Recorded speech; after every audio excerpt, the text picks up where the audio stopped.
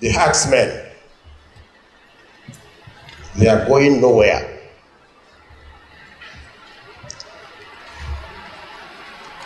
They are part of us and we are part of them. We must live with them. You can't drive them away, and they can't drive us away. They are our neighbors, so we should never allow them to be our enemies. And if my enemy states by our actions we have turned them into enemies, then we are finished. Because our real enemy will use them against us. As your real enemy will use your neighbor against you, and nobody knows your secret more than your neighbor. He knows when you come back and when you go out. So we should never allow herdsmen to be our enemies. Again, the purpose of this event is to try to make sure that the Congress of the United States, the administration of this country, our friends and allies around the world, and not least, of course, people of goodwill in this country and elsewhere, are on notice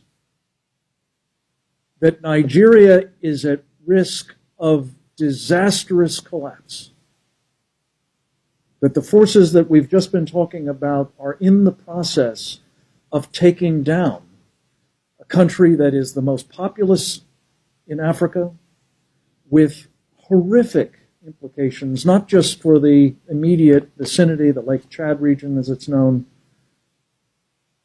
but for that continent and almost certainly others beyond.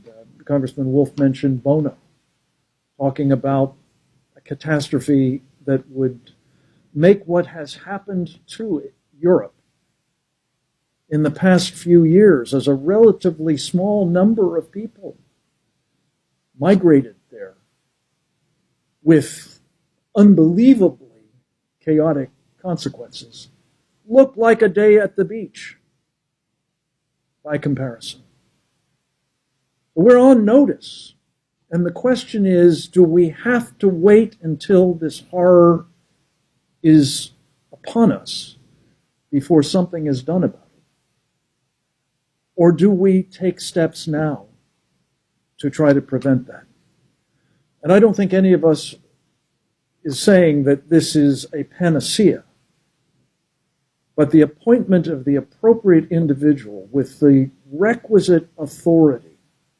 I just wanted to underscore what Congressman Wolf said about having the President of the United States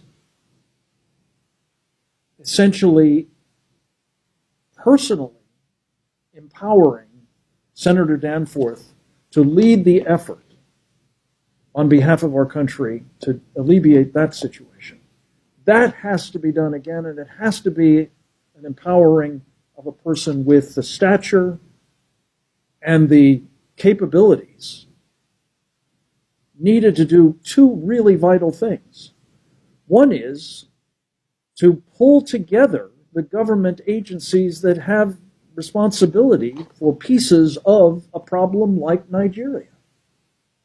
The Defense Department, as well as, of course, the State Department, USAID, the UN mission of the United States, the National Security Council, and others, to come together with a common, appropriate, and much needed policy approach. And then secondly, at least as importantly, to be able authoritatively to represent what that approach is to the government of Nigeria. So they know who they're dealing with. They know that this is, in fact, the policy, and they can't go, looking for people who will provide some sort of alternative that might not require as much of them. So it's those two vitally important things that have to be done. And on behalf of, again, the Save the Persecuted Christians Coalition and team, I just want to say I think this is a moment of truth, a moment when we will find a difference being made by an administration that is about making a difference on behalf of religious freedom and those who are being denied it around the world. And let me just take a moment to say, as bad as this situation is, it is just one of the areas in the world in which particularly Christians are suffering. By some estimates, it's as small a number as 215 million Christians being brutally persecuted. By others, it's as high as 500,000. Excuse me, 500 million.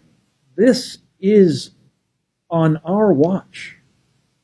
It is unconscionable. It must be challenged, contested, and if possible, stopped. And that's what this coalition is about. And I pray that we will be able, with the help of people like Congressman Estes and Congressman Wolf and the Archbishop and our coalition and countless others, to see this problem sorted